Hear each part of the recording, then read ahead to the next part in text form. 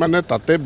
বিষয় সলনি কৰাক লৈ পেলাই এটা বিষয় চলি আছে যে মূল পৰীক্ষাত তেওঁৰ যি বিষয় আছিল তাৰ পিছত যেতিয়া বেটাৰমেণ্ট দিছিলে তেতিয়া বিষয়টো সলনি কৰিছিলে গোটেই বিষয়টো মই পৰীক্ষা কৰি আছোঁ SOS পৰীক্ষাত নম্বৰৰ বেপাৰ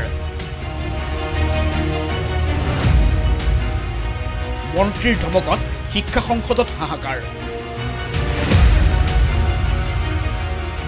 ভুল স্বীকাৰ শিক্ষা সংসদৰ বিপাঙত স্কুল শিক্ষা বিভাগ শিক্ষাৰ নামত বেপাৰ চলিছে অসম উচ্চতৰ মাধ্যমিক শিক্ষা সংসদত শুনাত আচহুৱা কিংবা অবিশ্বাস্য যেন লাগিলেও এয়াই বাস্তৱ কিয়নো অসম উচ্চতৰ মাধ্যমিক শিক্ষা সংসদৰ বেপৰোৱা মনোবৃত্তিৰ বাবে অযথা বিলম্ব হৈছে শিক্ষক নিযুক্তিৰ বাছনি প্ৰক্ৰিয়াত সম্পূৰ্ণ স্বচ্ছ আৰু নিকা পদ্ধতিৰে শিক্ষকৰ নিযুক্তি প্ৰক্ৰিয়া সম্পন্ন কৰিবলৈ যাওঁতেই পোহৰলৈ আহিছে পৰীক্ষাৰ্থীৰ প্ৰাপ্ত নম্বৰ বৃদ্ধিৰ নামত শিক্ষা সংসদত অব্যাহত থকা ভয়াৱহ কেলেংকাৰীৰ তথ্য ইয়াৰ বাবে প্ৰথমে এই পত্ৰখনলৈ মন কৰক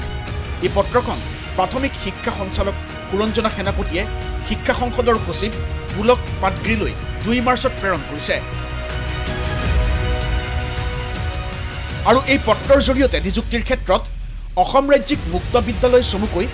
SOS পৰীক্ষাৰ জৰিয়তে পৰীক্ষাৰ্থীয়ে লাভ কৰা প্ৰাপ্ত নম্বৰ ধাৰ্য কৰাৰ গাইডলাইনৰ প্ৰতিলিপি বিচাৰে কিয়নো SOS পৰীক্ষাত অৱতীৰ্ণ হোৱা পৰীক্ষাৰ্থীসকলে আবেদনৰ লগত যি মাৰ্কশ্বিট সংলগ্ন কৰিছে সেইসমূহ মাৰ্কশ্বিটৰ নম্বৰৰ হাৰ যথেষ্ট অথচ উচ্চতৰ মাধ্যমিকৰ মূল পৰীক্ষাত অৱতীৰ্ণ হৈ লাভ কৰা নম্বৰেৰে SOS পৰীক্ষাৰ নম্বৰৰ কোনো মিল নাই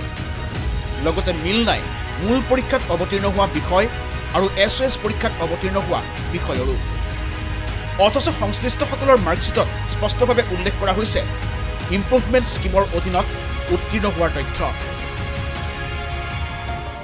প্ৰাথমিক শিক্ষা সঞ্চালক সুৰঞ্জনা সেনাপতিৰ এই পত্ৰৰ ভিত্তিতে 21 মাৰ্চত জনতা ভৱনত শিক্ষামন্ত্ৰী ডক্টৰ ৰনোজ পেগুৰ অধ্যক্ষতাত অনুষ্ঠিত হয় শিক্ষা বিভাগৰ এক গুৰুত্বপূৰ্ণ বৈঠক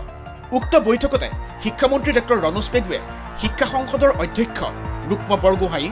সচিব পুলক পাটগিৰিক ধমক দিয়াৰ লগতে সংশ্লিষ্ট বিষয় সন্দৰ্ভত যথাযথ উত্তৰ দিয়াৰ নিৰ্দেশ দিয়ে ইয়াৰ ভিত্তিতে 22 মাৰ্চত সমগ্ৰ বিষয়ত ভুল স্বীকাৰ কৰি স্কুল শিক্ষা বিভাগলৈ পত্ৰ প্ৰেৰণ কৰে শিক্ষা সংসদৰ সচিব পুলক পাটগিৰিয়ে পৰিণতিত যিকোনো মুহূৰ্ততে 2019ৰ পৰা এই পৰ্যন্ত অনুষ্ঠিত হোৱা SOS পৰীক্ষাৰ সকলো ফলাফল ইনভেলিড হোৱাৰ সম্ভাৱনা প্ৰবল কিয়নো 2019ৰ মাৰ্চৰ পৰাই সম্পূৰ্ণৰূপে বন্ধ হৈ পৰিছে ইম্প্ৰুভমেণ্ট স্কিমৰ ব্যৱস্থা এই ব্যৱস্থাৰে কেৱল বিভিন্ন বিদ্যালয়ত কৰ্মৰত শিক্ষকক উচ্চতৰ মাধ্যমিকত নম্বৰ বৃদ্ধিৰ সুযোগ প্ৰদান কৰা হৈছিল